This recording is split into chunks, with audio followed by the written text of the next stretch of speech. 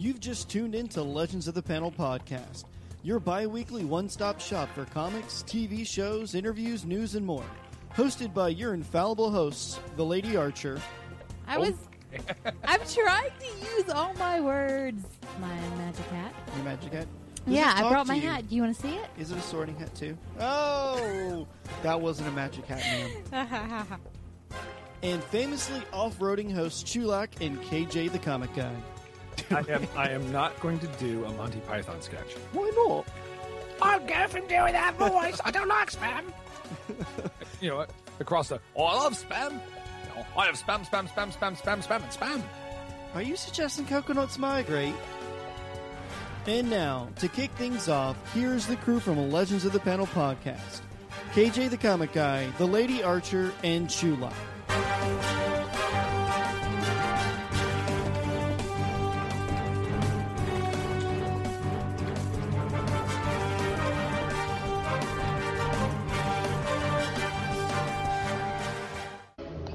You know something? No, what? You read too many comic books.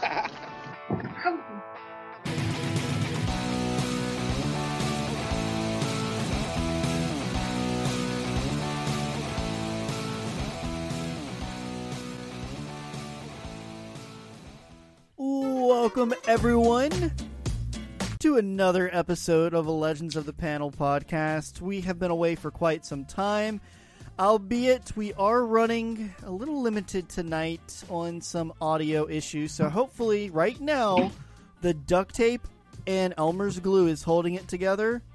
So if anyone sneezes too hard, this may all come tumbling down.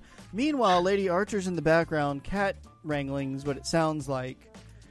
She won't behave. I just hit her with a pillow. So now she is going to be on the ASPCA commercial on with Sarah McLachlan in the background when in the arms of an angel. In the arms of an angel? Yeah, beating her kittens. I didn't beat her. I threw a pillow. It didn't hit her. Hopefully she learned her lesson. I think she ran out of the room. Okay. That's Lady Archer for you guys. And on the right bottom corner of my screen, I have my good friend, KJ the Comic Guy. Are you there, Mr. KJ?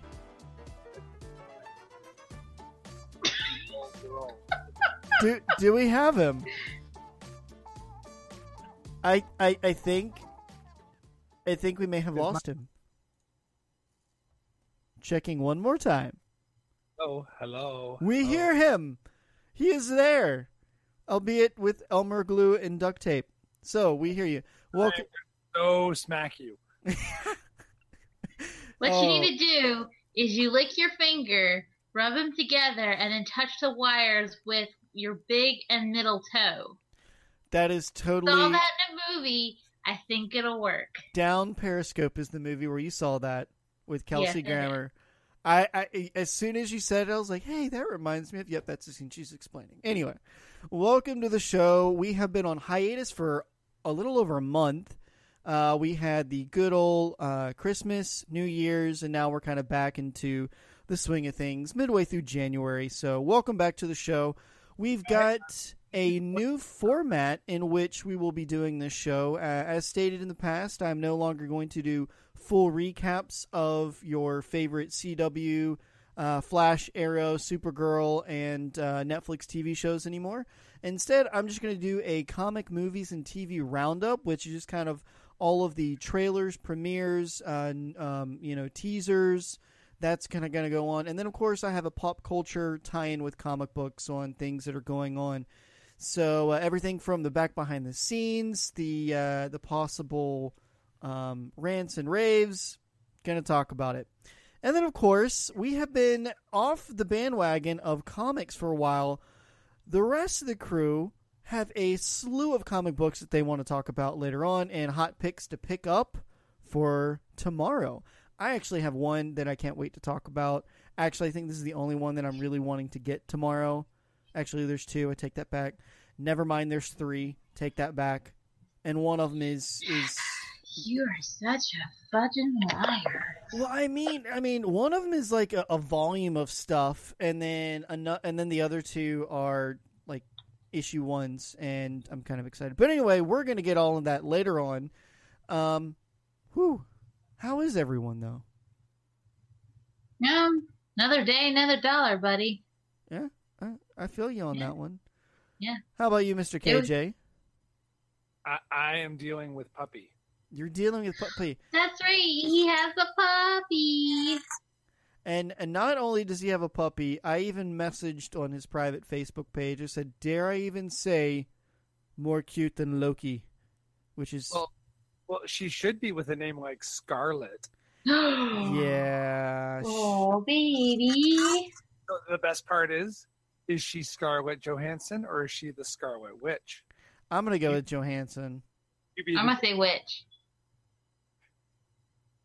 Well, I keep saying when she comes on the show, we'll have to call her Widow. Ooh, okay. Mm-hmm.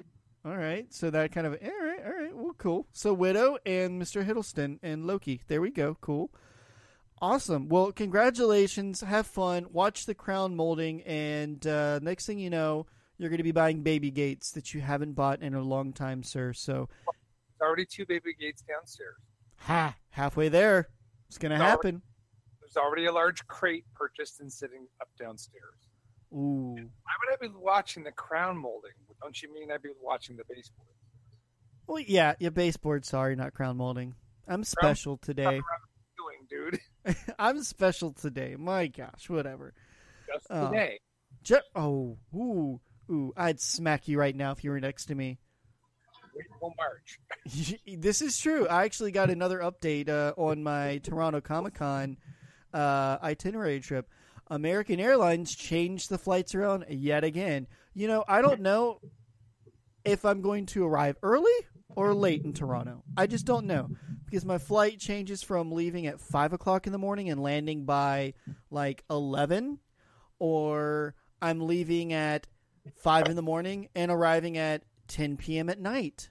Literally, it's changed like 3 times. So I'm not even going to look at it until probably about 2 weeks out to really get a wrap around where I'm going. Anyway, guys, let's go ahead and jump into it because we've had to start a little bit later than we normally would due to some tech issues. So we're going to jump right into the segment that I've kind of restructured around, and that is the comics, movies, and TV roundup along with our pop culture section. So, guys, I just recently found this not too long ago on comicbook.com, and they're officially reporting that there has been a little word concerning Matt Nix's upcoming X-Men television series since it was announced in early July of 2016 last week.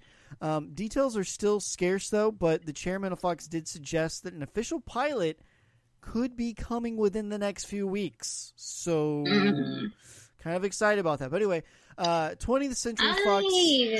I'm not excited about that. Well, we'll see how it goes, but 20th Century Fox's X-Men producer, Lauren Schuler, has pretty much offered discussing how the new series is going to be related to the X-Men film series. However, he did confirm that Sentinels will play a role in the TV series. But the bigger question is, since all of the hums and haws that we've been hearing from Marvel in like the past year and a half, does this mean that Marvel isn't quite giving up on mutants yet? Are they going to be bringing the X-Men around? Are they going to keep them? Or do you guys think this is kind of like a ploy for, them just to keep it in the swing of things? Oh, wait, aren't they just specials?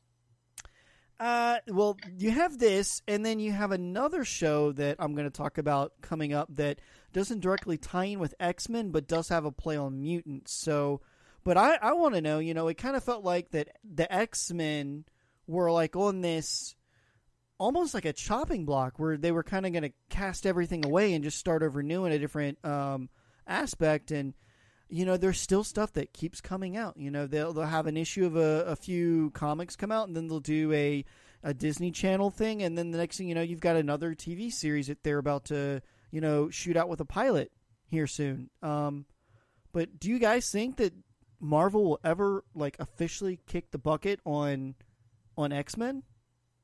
God, no. They're gonna try to find some way to bring either the word mutant or the X-Men back to them. And I'm all for it because the X-Men is one of my favorite comic titles. That's what brought me into reading comics to begin with. And the way they've been treated in movies has just been subpar. Like, even the first X-Men movie, which by far you have to say is one of the best, they don't do justice to them at all. And I would love to see a real, full-blown, totally comic X-Men movie. Interesting. I've always kind of wanted that epic, X-Men battle, not like they had in the first 3 movie series. I didn't really like that too much. I wanted to see more of the background characters that you don't really get to see too much, like Archangel. You got to see him a little bit, and they just butchered that character in my eyes. But I really hope, like you say, they don't give up on it. There's always stuff in the news here and there that, they're going to cut the line, or they're going to revamp the line, or they're just going to shelve it and come back to it many years later. I hope they don't do that. I hope they find some good writers and they kind of trudge on. But that brings us up to the next topic. So a few of you may have heard that FX is picking up a new TV show. They've had a few they've had a few trailers come out already. And basically, if you've seen this trailer, I'm pretty sure there's not going to be many people that understand whether or not Legion, the TV show, is directly connected with the X-Men movie brand. But to help build that brand connection before Legion's February premiere, FX has been doing some promotional rounds in the press where they're trying to give more details about the show. It's non-connection to the X-Men movies, quoting comicbook.com with an interview of Lauren Schuler. So they're directly saying it has no ties in with the movies. And whether or not this is just going to be a starting point for a larger X-Men/TV universe, we don't really know. But Legion's released on FX February 8th at 10 p.m. Eastern Standard Time, so that's right around the corner. Obviously, the 10 p.m. time slot is definitely not for kiddos, so don't expect it to be all fun and comic booky and nice and sweet. It's definitely going to be an adult TV show, so don't let your kids watch it. But with that said, we haven't seen too much about it, but I like how it's a play on things. It's basically the story of a gentleman who has powers and pretty much thinks he's insane. And, people are going to exploit him, clearly, in the trailer. But I'm excited for it. It's on FX. FX has quite a few good TV series out there. And I'm going to give it an honest watch. Hopefully it turns out well. But again, that's February 8th, 10 p.m. Eastern Standard Time on FX. Make sure you watch it. If only they could pick up Constantine. But no. Anyway, also, in case you missed it, the New York Comic Con released a full teaser trailer for Netflix's Iron Fist. And if you haven't watched it, you better go watch it right now. Mainly because, and you should watch it a few times, mainly because it's going to tie in with all of the other Marvel shows like Daredevil, Luke Cage, Jessica Jones, and even the upcoming Defender show. Iron Fist debuts March 17th. They finally listed the release date and an extended teaser again from the New York Comic Con, so make sure you watch it there. But, with all of these upcoming releases of comics and TV movies and TV shows coming out, dude, the first quarter of 2017 is going to be pretty good. Especially for comics. I'm excited. You've got a lot of new TV shows on the market, and you even got some of the good ones that have been recurring. I'm excited. I don't know about you guys, but I'm pretty pumped, especially for Legion. Luke Cage, I'm on the fence about right now. What do you guys think? I like Luke Cage. Shoot, I can hear myself. Anyway, I mean it in echo.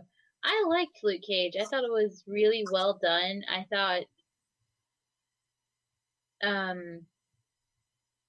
I thought it was better than some of the other. Like, I thought it was far better than most of the seasons of Shield, and leaps and bounds ahead of Gotham. So I really liked it. I think I like Netflix's take on comic book shows better than, except for the CW. For some reason, the CW tends to do things pretty well. I think Supergirl is probably stronger than Arrow, and I think The Flash is pretty good. I don't know what's happening with Arrow. Have you been Hopefully keeping up to date with the episodes? Huh? Have you been keeping up to date with the episodes in Arrow? Yeah, I'm really hoping the back end is a little. I mean, this season has been better by far than the first season, or I didn't really like the fourth season either. But I hope the back end of the season is better than the first. I haven't really enjoyed the first half of the season. I would agree with you a little bit on Arrow, even though I'm a huge Green Arrow fan. I feel like that the CW. No, you're not a huge Green Arrow fan. Let's get this straight. Who are you a big fan of? Mr. Amell. That is right. But anyway, I would have to say, though, that I see this reoccurring thing with the CW where they're using Arrow as a launching point for all of the other shows, especially with storyline. So it's kind of like the afterthought of a storyline for Green Arrow is on Arrow, whereas it's more of a launch point of a crossover, a flashpoint, whatever you want to say, whatever you want to kind of talk about it. I feel like that's kind of where they've been using Flash for, mainly because it's going to keep people watching Arrow in case the numbers slide, because they know that you kind of have to tie in everything. But anyway, so I hope that goes really well. Iron Fist, he's got an amazing backstory with the... I'm really excited because I know Iron Fist isn't a character you see a lot of in the comics. So to see him get his own show to tie in the Defenders is going to be really cool for me. Indeed. I think, like I said, I just don't want to put all of... Netflix hasn't done me wrong yet. So I still have high hopes, but I just don't want this show to be lackluster. I think it's going to do well. I hope it does well. I'm just not I think building the my shows hype up too much. Only gotten better on Netflix, so I have high hopes for it. But where's my Moon Knight? Ooh. Moon Knight coming? I know they were developing a series for him. I didn't think it was off the books yet. I thought they were still working on development and finding the right storyline. The last I heard was delayed 2018, if not beyond. For what? Oh, 2018? That's only a year away. No, to even go into production. Oh, okay. Whose microwave's working? Mine. We hear everything. I'm literally gonna mail you the other microphone. Anyway. So now we're gonna jump on to the next thing, and that's the pop culture. So guys, I kind of want to start adding something a little fun that kind of allows us to kind of really just talk off the cuff, as if we don't need that more in our podcast. But so I'm kind of starting to dig through the internet and finding some pop culture reference here and there, something that kind of strikes my interest and I think would be a really good talking point. So this can be anything from movie news. This can be anything from, Chris Pratt doing a dance-off back behind, Guardians of the Galaxy 2 filming, whatever it is. I'm going to kind of bring it up and talk about it with you guys. So I ran across this because, I was a 90s kid. And when I say 90s kid, I mean I was born before 1990, and I remember the 90s. I wasn't born in the 90s and say I remember the 90s when I was born in 98, like some people say. But so MovieWeb.com recently conducted a list of the top comic books to the silver screen adaptations in the 90s. So, do you guys just think of all the movies that happened in the 90s that were comic book related, and do you think that your movies made their top list? I believe we have 8 here. They didn't do a full top 10 because they chucked out 2 others. They said they were just so bad they wouldn't even list them. So there are 8. So I'm going to go ahead and let you just say what you think your number 1 would be, and I'm going to tell you where it is on this list because most of the big names are on here. So, Mr. KJ, since we've kind of had you off in the wings, hopefully the interwebs are working for you and the Elmer's glue's there. 1990, sir. What was your favorite comic book movie adaptation? In the 90s? In the 90s. There were comic book adaptations of movies in the 90s? There was. Quite honestly, the only thing that comes to mind and it stands out is probably the X-Men. It was probably the second X-Men movie. Those were actually in the early 2000s. Well, and then I'm screwed. I'm gonna say Ninja Turtles. That was number one. That was, oh, wait a minute. The reboot was in the 90s. Yeah, that was bad. So this was the Jim Henson Teenage Mutant Ninja Turtles, came out as number one.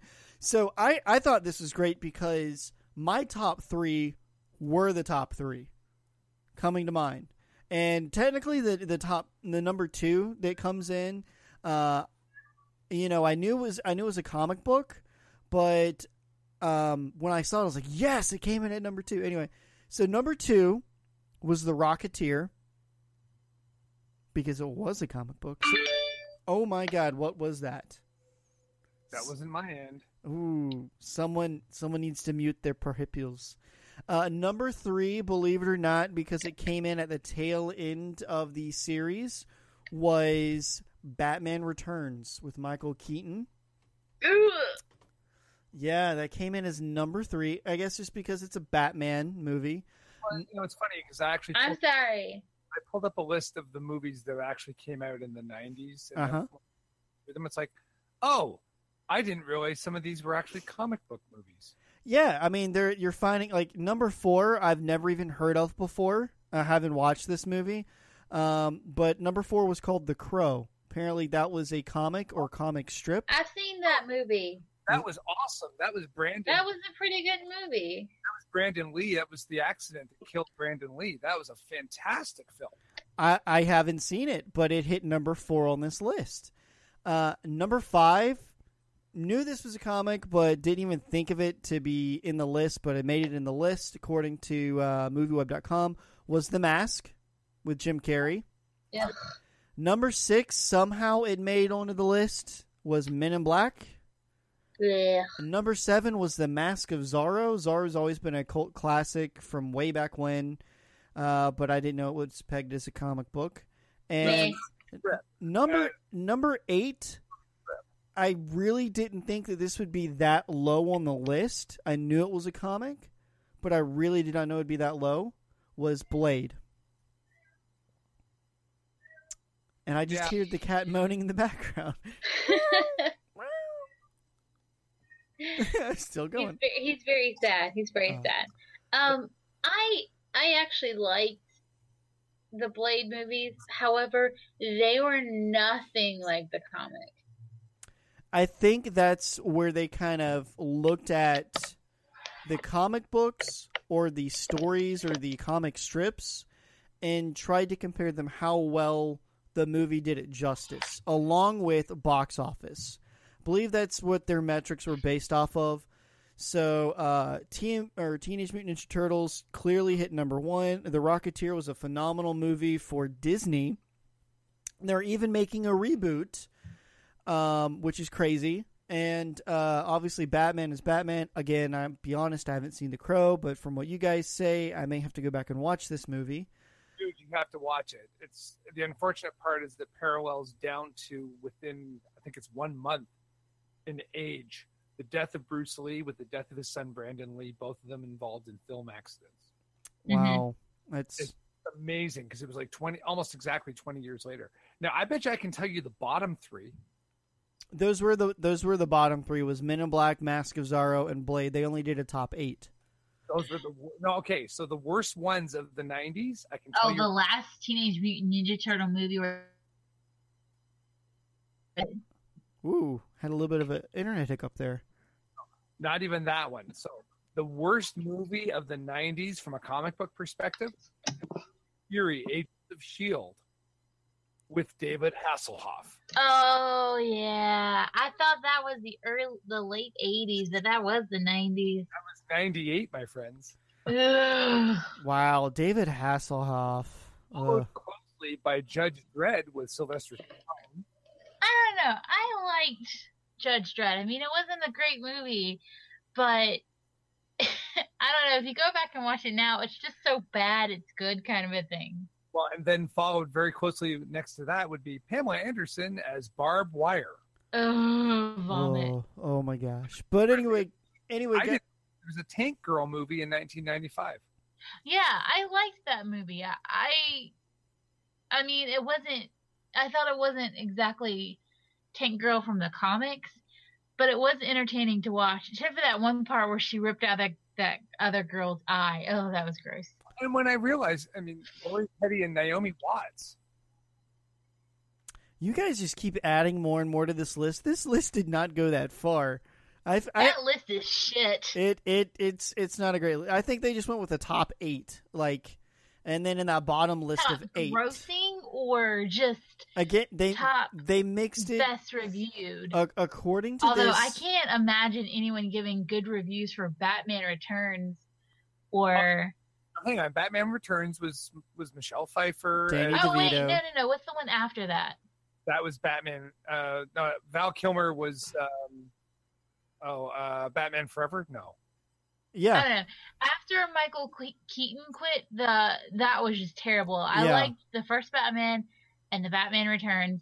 After Michael Keaton left, it got so effing ridiculous. Yeah, it was just disgusting. this was the last movie that Michael Keaton played as Batman. It starred. Oh, that should have been number 1. No question. It was apparently number 3.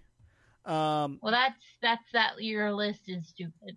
Well, what they went on this, according to their metrics, is they looked at truth to the actual comic, and then as far as storylines, then they also did it on popularity and box office.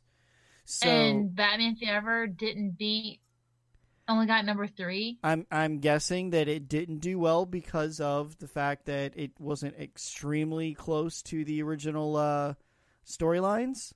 I'm a huge fan of the original Michael Keaton movies. I still think they're the best, followed closely by Christopher Nolan's series, but still even those I handpick which ones I like. I'm not a huge Batman fan. You guys know this, but this was the list. That's what it is. We can argue this all day. No, you have two things you don't like. First of all, you don't like guys who wear their underwear on the outside of their pants. Mm-hmm. You don't like capes. Mm-hmm. No kips. You don't like spider webs. Oh God, I do not like spiderwebs. He's such a whiny. Anyway, so we're moving on, guys. We are going to jump to the segment now. We haven't talked to comics and the books in forever. So tomorrow is comic book day, where you get to go out and pick your comics. Now, I want to talk about the 3. I know you guys want to talk about the books that you're picking up and the books that you've already gotten in the past few weeks. So I'm going to let you guys kind of take the floor here and talk about what you've recently gotten and what you think about them. And then when we get to the end, let's talk about picks for tomorrow on what we're going to grab at the comic shop. So who wants to go first? Let's let KJ go, because I know he wanted to talk about Red Sonja, and I really don't read that comic, but I know that they just had a new team that started. That's what I was going to talk about. And unfortunately, my comic book shop doesn't have it. What? I walked in, I was like, what? It was let's major. Yeah, our guys that come in here are not that, into Red Sonja. I'm like, okay, I'm going across town to the other place because I know they'll have it. I didn't get across the town. I didn't get... No, it's, It was just a false uprising. it was dang. Okay, now I'm of course having to pull this up on our League of Comic Geeks.com. So what did you snag that you really liked, or you're excited for snagging? So I actually slid into the comic book store today because I was off with a migraine. Ooh. Migraine's gone now. So I actually picked up 3 books today. 2 of them they're all marked as number 1s, but 2 of them are true number 1s. One of them is just a good jumping on point. So I actually picked up the Jessica Jones number 1. Now this is from a couple of months ago because they're actually up to issue number 5 this month. And I'm actually impressed by it because it does not necessarily follow directly what we've seen in the Jessica Jones Netflix series. Mm-hmm. Jessica is Alias Investigations. In the first 3 pages, so she starts off, she's in jail for something. She gets released from jail. All of a sudden, Misty Knight shows up with the bionic Iron Fist, tries to pummel her, and she actually hurts Misty Knight. Then what we find out is that somehow the baby she and Luke Cleed share is missing, and Luke is after Misty, and Jessica is not telling him where it is. He's sending basically all of the defenders after Jessica. That's a synopsis real quick. And I mean, this is a 4 or 5 month old comic. I think I can get away with actually giving some spoilers here. So I actually like the artwork. The other thing is, it is Brian Michael Bendis. So, I mean, one of the greatest writers of all time, with Michael Gingos and Matt Hollingsworth working. And I have no clue who actually did the cover on this one, because this is the actual production cover, and the only name I can see says Mac, and I have no idea who that is. So I actually have a bad comic book host and did not check that out. So second book, which is true number 1 I picked up, was U.S. Avengers. You guys seen this one at all? I've seen it. I haven't. I've been thinking about reading it, but I haven't, I've been on the fence because I've been trying to whittle everything down and only get the books I want. Yeah. So this one's interesting in the characters they brought into it. So we've got phase-changing Norwegian-born or Finnish-born Enigma. So basically she's able to change the phases of materials and pass through stuff. We have Iron Patriot, who is actually a Asian female who basically has idolized Stark and builds the Iron Patriot suit. So it kind of rips away from the Iron Man story that we've seen in Iron Man 2 and 3. We have, of course, Squirrel Girl, the citizen Canadian and American. Mm-hmm. We have a controlled Red Hulk, who's actually a general in the army, embedded with the Red Hulk. We have Captain America, a female Captain America. And then we've got a guy who's playing the president, who's also, I mean, these are all, effectively, we're talking about low-level mutants for all of these characters. So they all fit into the on-the-ground heroes. The story for a first edition, or for a first volume, the issue does a really good job of putting action and character building all in one shot. So you actually get about 4 or 5 pages of each character, which gives enough of backstory to keep them interesting and keeps enough action and gives you a little bit of what their typical features are going to be. So that was kind of good. Cool. Third book is Mighty Thor. It's issue number 15, but this is a new jumping on point because of the Shahar War. That's the one I've been reading too. It's real that the first cover was beautiful. Yeah, I mean, I got the production. This is the standard cover edition, so it's the one that's got the kind of the rainbow thing going from down and to the right. We have Thor with the original Thor, or Odin's son, with his trim beard and his short hair. We have Jane Foster as the goddess Thor of thunder, with the helmet on, and then we have all of the baddies who have come to take over Asgardia. Solid book. It showed a lot of promise around the story that I'd missed, because I have not been following Thor up to this point. I kind of dropped off after the initial run where we found out that Jane Foster was actually the goddess Thor. And it's been, it's a really awesome run right now. I'm impressed with where they're going with it. And we'll see how that goes over the next little while. It's supposed to tie into some other stuff that's related to the Infinity War and some of the things coming out. So I completely just lost my train of thought. Wait, what? Where? Sorry, I'm fried right now. Did you want to go next, Lady Archer, or did you want me to go? You can go if you'd like. Okay. We just had a little bit of dead space there, and I didn't know if we dropped out or what, but okay, I'll go next. No, you just stopped talking. Oh, sorry. Well, my brain is gone. Note to self: don't work out before you hit record on a podcast, because your brain spaces out after like 10 minutes. Anywho, so KJ and Lady Archer, you guys know I have a thing with trying to start books on issue 1 and reading through.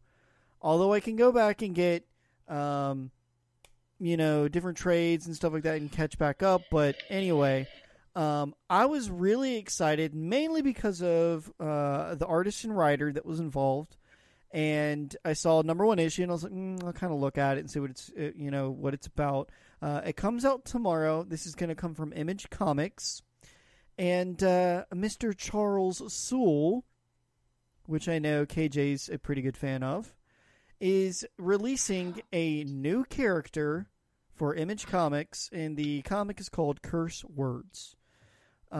Really good art on this page. I think it's pretty nifty. You basically have this guy on a motorcycle, kind of like got the Logan look a little bit, mixed with Gandalf. Don't know how to explain it any more than that. But anyways, yeah. It basically is he's a wacky wizard where in this world where magic is pretty much just gone crazy. It's kind of muck, and it's mixed in kind of like present day. They're riding Harleys around. They're wizards. It's just so crazy that I have to pick it up and at least give it a few shots and a few books. So I'm really excited about that one. Also, one of the other books that I wanted to pick up, it's not really a book, it's more of a volume. Mainly because I think I'm missing 1 or 2 books, and I haven't been able to find the other 2 just because of timing and when it's in stock or not. I want to pick up the Flash Volume 1 Rebirth. I know I picked up a few books when I was out in San Diego and some here, but I haven't been able to complete the full first volume. So I'm going to pick this up, reread it. I think I like the artwork enough to where I'll warrant, paying $18 for it. And where's my other one? Also, issue 1 of the Ray Rebirth. So that comes out tomorrow as well. It's basically going to be with the Justice League of America. And basically it kind of features on Ray, obviously. Hence the Ray. Okay, anyway. But those are the ones that I'm looking forward to pick up tomorrow. I haven't picked up any old comics recently just because I'm trying to kind of do what Lady Archer you're doing, condense down what I know I'll actually continue reading on. I don't want to add. So I'm trimming the fat in my comic book selection right now as it is. And honestly, just got done redoing my comic book shelf, moved it over, and even added in some really nice fancy LED lighting. So in the books that I do like, they're LED lit. So what? You went to IKEA? Yes, the IKEA lights did get purchased. However, the bookshelf I've had, with a little bit of ingenuity and drills and some electrical tape, magic happened. So, anyway. So you added dioder to your bookshelf, and now you have wonderful LED lighting. I did. I like it. Scary that I actually can tell you exactly what you bought. That would be because I've just been to IKEA myself, because one of the gifts to myself over the last couple of weeks as we break, I bought another bookcase, which is now behind me because we moved the desk around, and I now have a credenza. A nice metal blue credenza. And I now have some of my most favorite nerd gear, pop figures and such, on the shelf behind me, including the 50th anniversary Klingon cruiser from Mega Bloks. Yeah, the bookcase that I have, when I moved it, I did a lot of consolidating stuff that I didn't really like on it. I took off. I ended up moving my 2 giant New 52 statues of Flash and Arrow, put them on there, and lit those really well, so they look really cool with the LEDs going off of them. And, of course, I still have the tinfoil hats that the Lady Archer and I made. And for the first few days that I had it set up, it kind of threw me up because I'd be on my computer when I get home from work, and the light would reflect off of the tinfoil and freak me out because I thought somebody was walking in the room out of the corner of my eye. And I'm like, what the heck? So I had to move them down a few shelves. But anyway, so that's going on. But Lady Archer, tell us about the picks that you've got coming up for tomorrow and the ones that you've kind of consolidated and decided to keep around. So what are you excited about? Well, I'm excited about a couple things. Tomorrow, the list is rather small because since the second week in December till last week, I haven't been able to go to the comic book store. So when I went this recent time, I had a stack that was a ridiculous height. And it made me want to even redouble my efforts to stop getting comics that I only halfway enjoyed. So I am continuing to weeding out. But this week, all the comics that I am getting are comics that I genuinely love to read. And they're the Green Arrow, since the rebirth of the DC universe yet again, which I've heard some, I don't know if this is a rumor. I feel like I've seen pictures of it, but it might have something to do with a tie-in with the Watchmen, which is why the whole rebirth started to begin with. We'll see. I don't know if that's real or not. But the Green Arrow, number 15 comes out.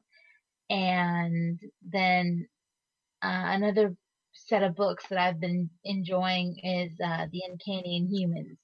Now, something is coming out tomorrow that is pretty new, I think. Or actually, it didn't come out tomorrow. It came out last week. It's Gamora gets her own comic book story. And I thought the artwork in the first book was really incredible. The story kind of intrigued me, but we'll see where it goes.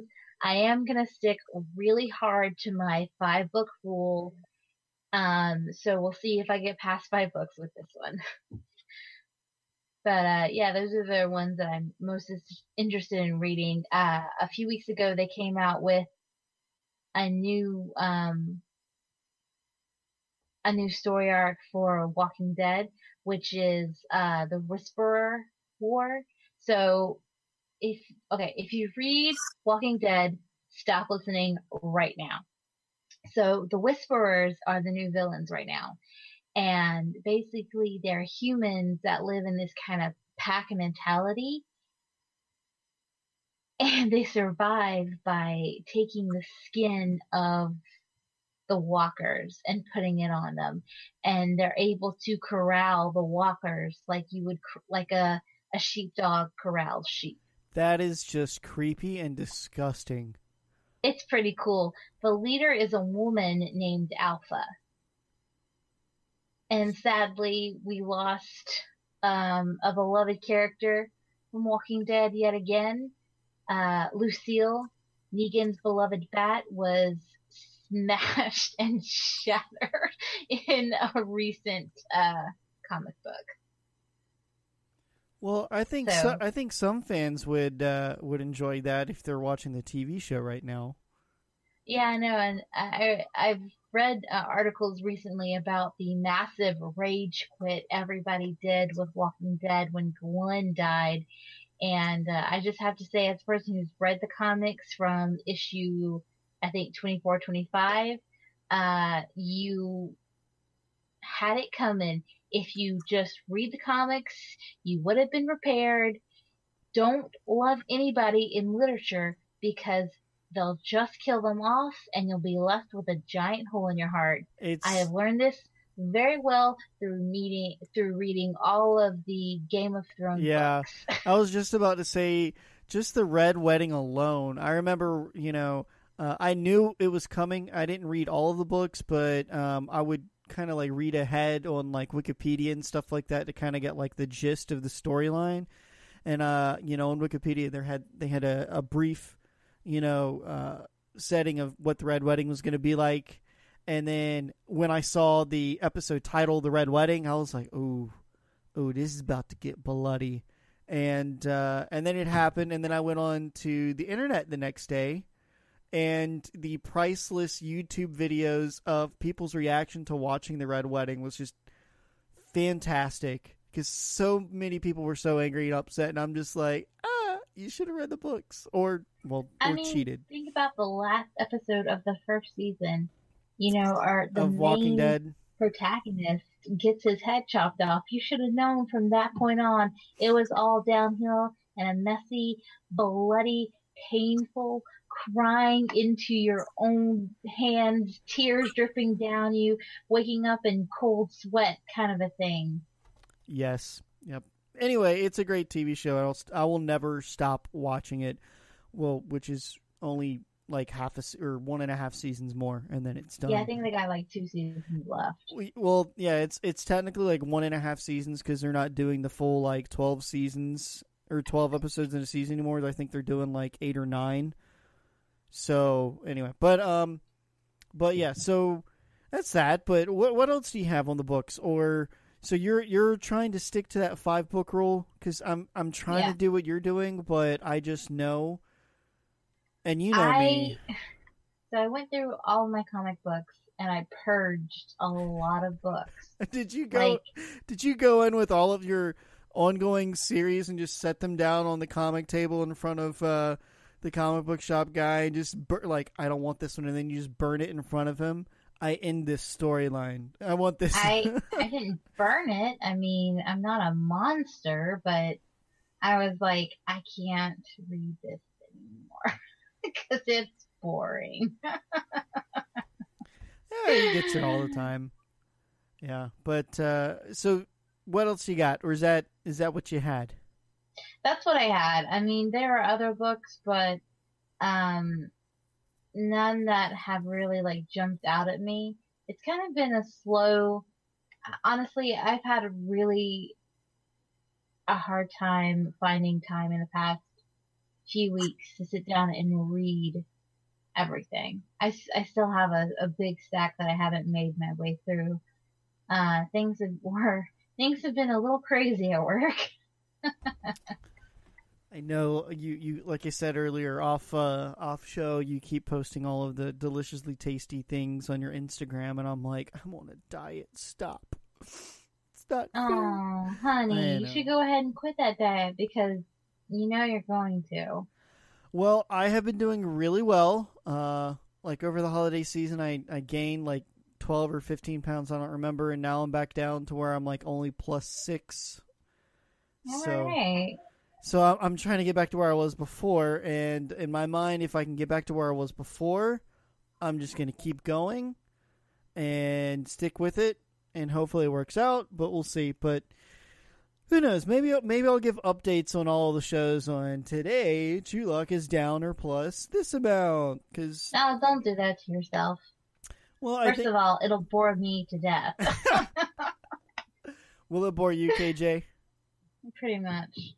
I honestly, it's like you want to talk about your weight on the show. Well, that's okay if you want to do that. Let's talk about my waist size, KJ. So look, it got edited out of the show in post. Oh my god, it's a pterodactyl. It's a pterodactyl. Anyway, so well, that's great, guys. We all have our books. For once, it sounds like we're not overlapping on books that we want. We used to have that issue where I know, especially with me and KJ, where we would go for certain books, and then I'd be like, well, dang it, you just took 2 of my books that I was going to talk about. Now I got to scramble to come up with new ones. So this is good. We're all going into different directions with books. So hopefully we have more stuff that we can come back and talk about on the show, how the book is progressing. I'm just disappointed in myself that I'm actually migrating towards some Marvel books again, which I had sworn off. I said, I will not go with Marvel books considering how much they cost. And yet I'm going with Marvel books. Yeah. Well, I mean, it seems like DC's just got a little bit of a lull right now. Like, I think that'll change because I think they're starting their second wave of new books. Yeah, soon? the new rebirths are kind of coming out now, that's where the Ray rebirth is coming out. So that's issue 1. So I'm fairly sure that they've got at least another 4 or 5 books that are starting out on the rebirth line. And I think the rebirth line ends at the end of this year, right? Don't they go into a new phase after this year? Because I thought rebirth was only supposed to be a very short run. That does sound correct to me. Well, we'll figure it out at the end of the show, and we'll talk about it on the next show. But while we're here, seeing how it kind of seems like we're wrapping things up, and this is perfect because we're wrapping things up about 10 minutes early, which is great. I need to get to Sherlock. I know. Well, we're actually ending in the time frame that I was hoping we'd start moving to. We're trying to keep the show into the 1 hour segment. Seems like we kind of did it pretty well. We even did some off-roading that made sense, which is great. So let's kind of talk about Mr. KJ. Let's talk about Warp My TARDIS. I had an idea. That's the other show on the network, on the Geek Culture Cast network. By the way, we've missed all of our socials. You can follow us at Legends Panel on Twitter. You can follow our network at Geek Culture Cast on Twitter. And, of course, Warp My TARDIS at Warp My TARDIS on Twitter as well. But, KJ, I was thinking about something. I think we should do what we did a few episodes back on that show where we take 2 distinct movies and put them in a versus.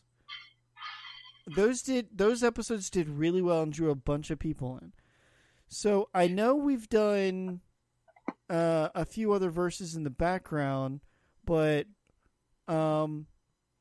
what did you think on that? Are there any movies that pop in your mind that would be kind of interesting to kind of put together? I need to review our list, see where I can find something that's either a similarity, a common actor or director, and something we can throw against each other. Ooh, you know what you should do? Lord of the Rings, the animation versus Lord of the Rings, the first movie from Peter Jackson. Enough time. You know what I thought you were about to say, Lady Archer? You should do Lord of the Rings versus Jay and Silent Bob, where they make fun of Lord of the Rings. No, Lord of the Rings versus Lord of the Dance. Oh, even better. Oh my god. We're just trolling our own listeners right now. This is why people love us and then unsubscribe from us after they hear the full episode. They're like, nope. I don't think that bad. I think our listeners are hanging on with us pretty good. No, the one thing I was going to say was that I think listeners will be happy to know we have a new opening for Warp My TARDIS. We have a closing for Warp My TARDIS. What? I told you I was going to get it done. I know. We just haven't had time to use it because last week was it last week? Yeah, last week I was driving back from Tampa, Florida. We were expecting to leave earlier, and I was going to have time to make it home in the evening to hit record.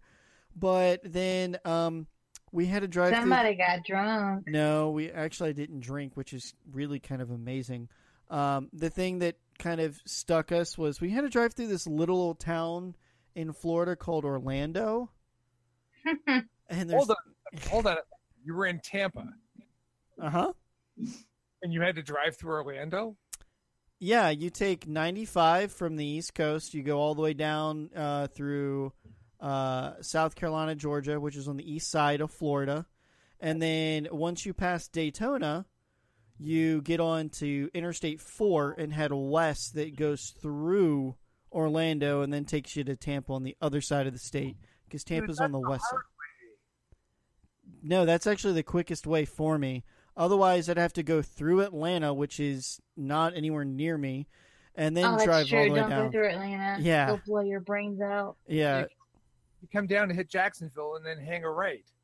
Yeah. Go top of the Panhandle and down. You don't have to go all the way down to Daytona. No, the highways that we would go through, it either would take us to Jacksonville. Anyway, Anyway, I don't want to math quest this conversation, but no, Either way, you couldn't do it. Anyway, couldn't do it. It's in Toronto when you come up for Comic-Con. I'm sorry, what'd you say? I saw something about or heard something about Comic-Con. I said, you won't have this worry when you come to Toronto for Comic-Con. I know. That's true. I've got an Uber driver, and his name is KJ. But we'll have a problem. Oh? So the first 3 celebrity guests have been named. Ooh, what's that? So Kevin Sussman from Big Bang Theory. Okay, I saw him at San Diego. Yeah, Stuart, the comic book guy. Yep. David Mazouz, who nobody really cares about because he's the young Bruce Wayne from Gotham. Okay, next. Well, this one's kind of near and dear to my heart because I won't be able to meet his father, but Sean Pertwee from Gotham. Alfred from Gotham. Yeah. Kind of awesome, and I have a feeling I have to get a picture with him just because his father was a Who. Well, there you go. I'm super stoked about heading up to Toronto. I've been counting down. I've been stuffing money away because I know I'm going to spend too much money while I'm over there on food and good drinks and, of course, the con itself. Bring back poutine. Poutine? I don't know if they'll let me bring it back into the States. I'm going to have to smuggle it somehow. You may not like it when you get to eat it. I will talk to my friend, Chef John. And I will have him teach you how to do poutine. Okay, we'll do it. Hey, I'm winning poutine from this area, so I will get Chef John. All right, let's do it. And maybe even I'll turn on the GoPro camera and do a Facebook Live so the Lady Archer can learn as well at the same time. Anyway. Well, guys, that about wraps up Legends of the Panel. We stayed just under the 1 hour mark. I'm really proud of us, guys. Because normally we're in that an hour 15, an hour 30-minute mark. And even with the tech difficulties that we had in the beginning of this show, starting 30 minutes later, and we're still finishing on time. Good job. Hats off. Awesome. All right, as my reward, I'm going to go watch Sherlock. Goodbye, Miss Archer. We will see you again in 2 weeks. You have a wonderful night. Enjoy Sherlock. Pinkies up. Bye-bye. Bye. So that is good old Miss Archer. She's heading out. Mr. KJ, it's always a pleasure, sir. Oh, my God, I can't speak. Sir. Absolutely, sir. Sir. Remember, pinkies up, sir. And, yeah, I think that's going to about wrap it up. Thanks again so much, people, for listening to Legends of the Panel. We are back. Be sure to tune in next week for Warp My TARDIS on its regular airing time, which will be Tuesday at 8 p.m. And then following that, we will have Legends of the Panel come back as well. So, and watch on Wednesdays for Active Geek Podcast. This is true, Active Geek Podcast. Oh, and starting next week, make fun of me all you want, KJ. I have a new structure. Microburst returns. Shut up. Microburst returns. It is alive. All right. Anyway, I'm hitting this outro now because it's about time. You're still here? It's over. Go home.